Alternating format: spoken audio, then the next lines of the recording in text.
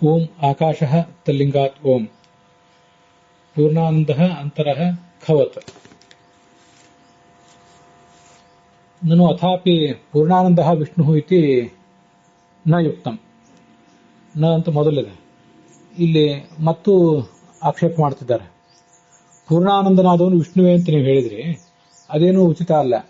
ಯಾಕೆ ಅಂದ್ರೆ ಆ ಪೂರ್ಣಾನಂದನಾದವನು ಯಾರು ಅಂತ ಅಲ್ಲಿ ವರ್ಣನೆ ಮಾಡಿದ್ದಾರೆ ಆ ಪ್ರಕರಣದಲ್ಲಿ. ಯದೇಶ ಆಕಾಶ ಆನಂದೋ ನ ಸ್ಯಾತ್ ಅಂತ ಆಕಾಶವನ್ನ ಪೂರ್ಣಾನಂದ ಅಂತ ವರ್ಣನೆ ಮಾಡಿದ್ದಾರೆ. ಅಲ್ಲಿ ನಿರುಪಪದ ಆನಂದ ಪದೇನ ಪೂರ್ಣಾನಂದ ಉಕ್ತೇ. ಆನಂದ ಅಂದ್ರೆ ಎಂಥ ಆನಂದ, ಕಡಿಮೆ ಆನಂದ, ಬಹಳ ಆನಂದ ಅಂತ ಏನು ಹೇಳಿಲ್ಲಲ್ಲ ಅಲ್ಲಿ. ಆದ್ರಿಂದ ಪೂರ್ಣಾನಂದ ಅನ್ನುವಂಥ ಅರ್ಥನೇ ಅಲ್ಲಿ ಬರಬೇಕು. ಈಗ ಪರಮಾತ್ಮನಿಗೆ ಪೂರ್ಣಾನಂದ ಇರೋದು, ಉಳಿದವರೆಲ್ಲರಿಗೂ ಅಲ್ಪ ಆನಂದ ಇರೋದು. ಆದ್ರಿಂದ ಆಕಾಶ ಅಥವಾ ಆಕಾಶದ ಅಭಿಮಾನಿ ದೇವತೆ ಅವರಿಗೆಲ್ಲ ಕಡಿಮೆ ಆನಂದ ಅಂತ ನೀವು ಹೇಳಿ ಅದನ್ನ ಪರಿಹಾರ ಮಾಡ್ಕೊಳ್ಳೋ ಹಾಗಿಲ್ಲ. ಅಲ್ಲಿ ಆಕಾಶ ಅಂತಾನೆ ಶಬ್ದ ಬಂದಿರೋದು, ಆನಂದ ಅಂತಾನೆ ಶಬ್ದ ಬಂದಿರೋದ್ರಿಂದ ಆ ಆನಂದ ಅನ್ನೋ ಶಬ್ದ ಪೂರ್ಣಾನಂದವನ್ನೇ ಹೇಳ್ತಿರ್ಬೇಕು. ನಿರುಪಪದ ಆನಂದ ಪದೇನ ಪೂರ್ಣಾನಂದಸ್ಯೈವ ಆಕಾಶಸ್ಯ ಪೂರ್ಣಾನಂದೋಕ್ತೆ, ಪೂರ್ಣಾನಂದವನ್ನೇ ಹೇಳಿದ್ದಾರೆ. ಆನಂದೋಕ್ತೆ ತಸ್ಯ ಏವ ಆಕಾಶಸ್ಯ, ಮತ್ತು ಅದೇ ಆಕಾಶವನ್ನ ಛಾಂದೋಗ್ಯ ಉಪನಿಷತ್ನಲ್ಲಿ ಅಸ್ಯ ಲೋಕಸ್ಯ ಕಾ ಗತಿ, ಹೀಗೊಂದು ಪ್ರಶ್ನೆ ಮಾಡ್ಕೊಂಡಿದ್ದಾರೆ. ಈ ಜಗತ್ತಿಗೆ ಗತಿ ಯಾವುದು, ಈ ಪೃಥ್ವಿಗೆ ಗತಿ ಯಾವುದು ಅಂದ್ರೆ ಪೃಥ್ವಿ ಇರುವುದೆಲ್ಲಿ, ಹೀಗೊಂದು ಪ್ರಶ್ನೆ ಮಾಡ್ಕೊಂಡಿದ್ದಾರೆ. ಆಮೇಲೆ ಆಕಾಶ ಇತಿ ಹೋವಾಚ, ಅದಕ್ಕೆ ಯಾರ ಗತಿ ಅಂದ್ರೆ ಆಕಾಶವೇ ಗತಿ ಅಂತ ಉತ್ತರ ಕೊಟ್ಟಿದ್ದಾರೆ. ಸರಿ. ಆಮೇಲೆ ಸರ್ವಾಣಿ ಹವಾ ಇಮಾನಿ ಭೂತಾನಿ ಆಕಾಶಾದೇವ ಸಮುತ್ಪದ್ಯಂತೆ, ಈ ಜಗತ್ತಿನಲ್ಲಿರುವಂತಹ ಎಲ್ಲಾ ಭೂತಗಳು ಕೂಡ ಆಕಾಶದಿಂದಲೇ ಹುಟ್ಟುತ್ತವೆ ಅಂತ ಈಗ ಅಲ್ಲಿ ಉತ್ತರ ಕೊಟ್ಟಿದ್ದಾರೆ. ಇತ್ಯಾದಿ ವಾಕ್ಯ. ಇದು ಛಾಂದೋಗ್ಯೋಪನಿಷತ್ತಿನ ಮೊದಲನೇ ಅಧ್ಯಾಯದ ವಾಕ್ಯ. ಅಲ್ಲಿ ಪೃಥ್ವಿ ಗತಿ ಪ್ರಶ್ನೆ ವಿಷಯತ್ವೇನ ವಾಯುವಾದಿ ಭೂತ ಕಾರಣತ್ವೇನ ಚ, ಅಲ್ಲಿ ಆಕಾಶವನ್ನು ವರ್ಣನೆ ಮಾಡಿದ್ದಾರೆ. ಅದೆಂಥ ಆಕಾಶವನ್ನು ವರ್ಣನೆ ಮಾಡಿದ್ದಾರೆ ಅಂದ್ರೆ ಅಲ್ಲಿ ಪ್ರಶ್ನೆ ಬಂದದ್ದೇನು, ಪೃಥ್ವಿ ಗತಿ, ಪೃಥ್ವಿ ಲೋಕವು ಎಲ್ಲಿ ಕೊನೆಗೆ ಹೋಗಿ ಸೇರುತ್ತದೆ, ಪೃಥ್ವಿ ಲೋಕದ ಗತಿಯು ಎಲ್ಲಿ ಕೊನೆಗೆ, ಅದಕ್ಕೆ ಕೊನೆ ಡೆಸ್ಟಿನೇಷನ್ ಏನು, ಗತಿ ಅಂದ್ರೆ ಡೆಸ್ಟಿನೇಷನ್ ಅಂತ ಅರ್ಥ, ಬರೀ ಮೂಮೆಂಟ್ ಅಂತ ಅರ್ಥ ಅಲ್ಲ. ಅದು ಎಲ್ಲಿ ಹೋಗಿ ಸೇರ್ತದೆ ಅಂತ ಪ್ರಶ್ನೆ. ಹಾಗೆ ಪೃಥ್ವಿಯ ಕೊನೆ ಡೆಸ್ಟಿನೇಷನ್ನಿನ ಕುರಿತಾದ ಪ್ರಶ್ನೆ. ಆ ಪ್ರಶ್ನಕ್ಕೆ ವಿಷಯವಾದದ್ದು ಯಾವುದು, ಈ ಆಕಾಶವೇ. ಯಾಕಂದ್ರೆ ಉತ್ತರಕ್ಕೆ ವಿಷಯವಾದ್ದು ಅದೇ, ಪ್ರಶ್ನೆ ವಿಷಯತ್ವೇನ. ಆದ್ರಿಂದ ಆಕಾಶ ಅಂತಾನೆ ತಿಳ್ಕೋಬೇಕಲ್ಲಿ. ಮತ್ತೆ ಇನ್ನೊಂದು ಕಾರಣ ಏನಿದೆ ಅಂದ್ರೆ ಇಮಾನಿ ಭೂತಾನಿ ಆಕಾಶಾದೇವ ಸಮುತ್ಪದ್ಯಂತೆ ಅಂತ ಹೇಳಿದ್ದಾರೆ. ಎರಡು ಕಾರಣಗಳನ್ನು ಹೇಳಿದ್ದಾರೆ. ಒಂದು, ಈ ಪೃಥ್ವಿ ಅನ್ನುವುದು ಆಕಾಶಕ್ಕೆ, ಪೃಥ್ವಿಗೆ ಗತಿ ಯಾವುದು, ಡೆಸ್ಟಿನೇಷನ್ ಯಾವುದು ಅಂದ್ರೆ ಆಕಾಶವೇ ಅಂತಾನೆ ಉತ್ತರ ಕೊಟ್ಟಿದ್ದಾರೆ. ಆಕಾಶ ಇತಿ ಹೋವಾಚ ಅಂತ ಒಂದು ಕಾರಣ. ಇನ್ನೊಂದು, ಎಲ್ಲ ವಾಯುವಾದಿ ಭೂತಗಳಿಗೆ ಆಕಾಶವೇ ಕಾರಣ ಅಂತಾನೂ ಹೇಳಿದ್ದಾರೆ. ವಾಯುವಾದಿ ಭೂತಗಳನ್ನು ಕುರಿತು ಆಕಾಶವು ಕಾರಣ ಇತಿ ಶ್ರುತತಯ, ಹೀಗೆ ಕೇಳಲ್ಪಟ್ಟಿರುವುದರಿಂದ. ಮತ್ತೆ ಲೋಕ ಪ್ರಸಿದ್ಧಿನೂ ಕೂಡ ಇದೆ. ಆಕಾಶ ಅಂದ್ರೆ ಯಾವ್ದನ್ನು ತಗೋಬೇಕು, ಆಕಾಶ ಅಂದ್ರೆ ನೀವು ಯಾವುದೋ ನಿಮ್ಮ ಮನಸ್ಸಿಗೆ ಬಂದಂತೆ ಆಕಾಶ ಅಂದ್ರೆ ಏನೋ ಅಂತ ಅರ್ಥ ಮಾಡೋದು ಉಚಿತ ಅಲ್ಲ. ಅದಕ್ಕೆ ಆಕಾಶ ಅಂತಂದ್ರೆ ಭೂತಾಕಾಶ ಅಂತಾನೆ ಅರ್ಥ ಮಾಡಬೇಕು. ಲೋಕ ಪ್ರಸಿದ್ಧಿನೂ ಹಾಗೆ ಇದೆಯಲ್ಲ.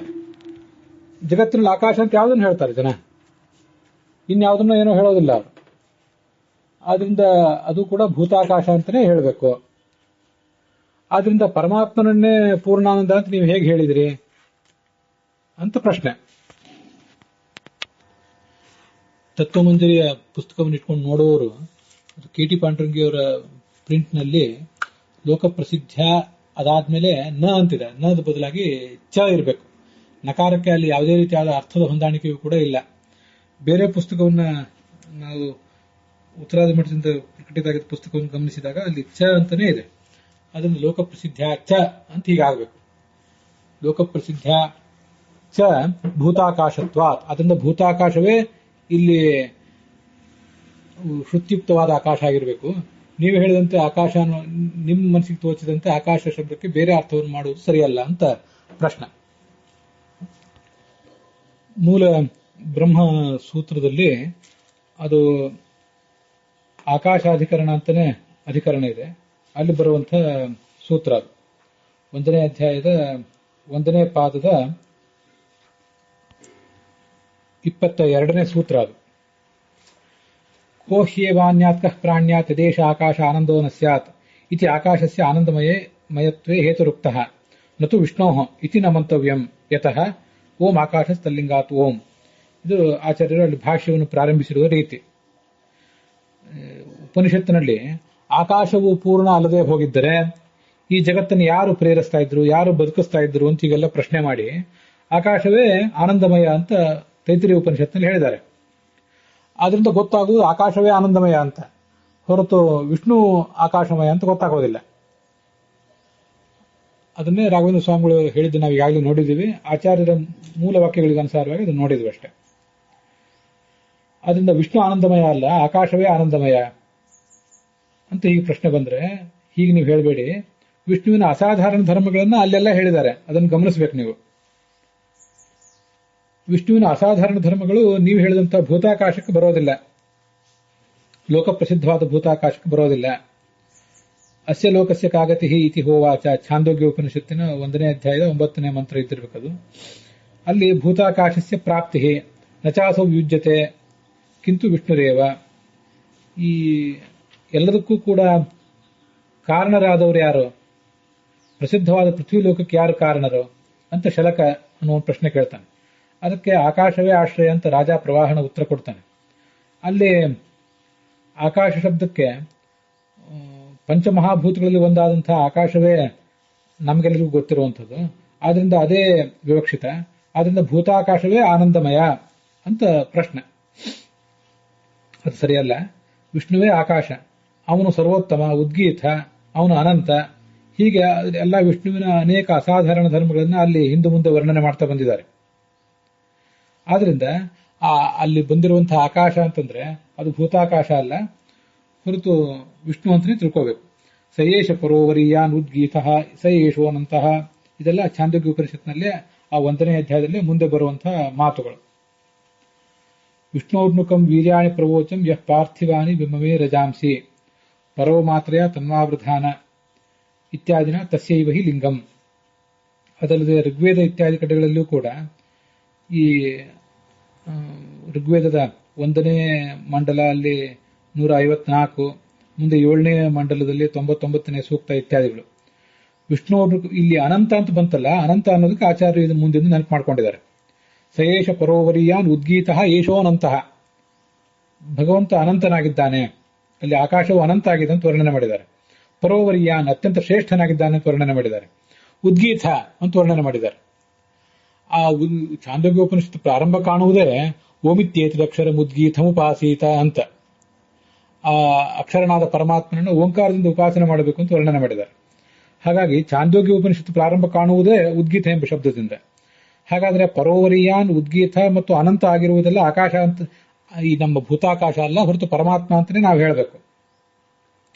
ಯಾಕೆಂದ್ರೆ ಅನಂತ ಅಂದ್ರೆ ನೀವು ಆಕಾಶಕ್ಕೂ ಕೂಡ ಲಿಮಿಟ್ ಇಲ್ಲ, ಆದ್ರಿಂದ ಆಕಾಶವು ಅನಂತ ಆಗಿದೆ ಅಂತ ಹೇಳಿ ನೀವು ತಪ್ಪಿಸ್ಕೋಬಹುದು.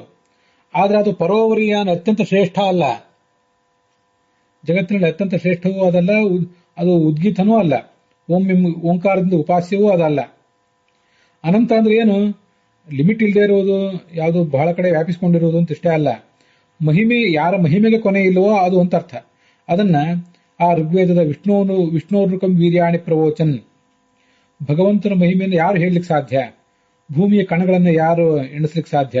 ಭೂಮಿಯ ಕಣಗಳನ್ನಾದರೂ ಎಣಿಸಬಹುದು, ಭಗವಂತನ ಮಹಿಮೆಯನ್ನು ಹೇಗೆ ಎಣಿಸ್ಲಿಕ್ಕೆ ಸಾಧ್ಯ?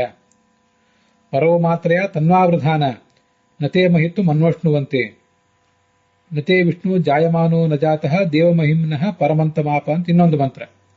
ನಿನ್ನ ಸ್ವರೂಪದಿಂದ ನೀನು ಎಲ್ಲಾ ಕಡೆ ವ್ಯಾಪಿಸಿಕೊಂಡಿದ್ದಿ, ಮಹಿಮೆಯಿಂದ ಎಲ್ಲಾ ಕಡೆ ವ್ಯಾಪಿಸಿಕೊಂಡಿದ್ದಿ.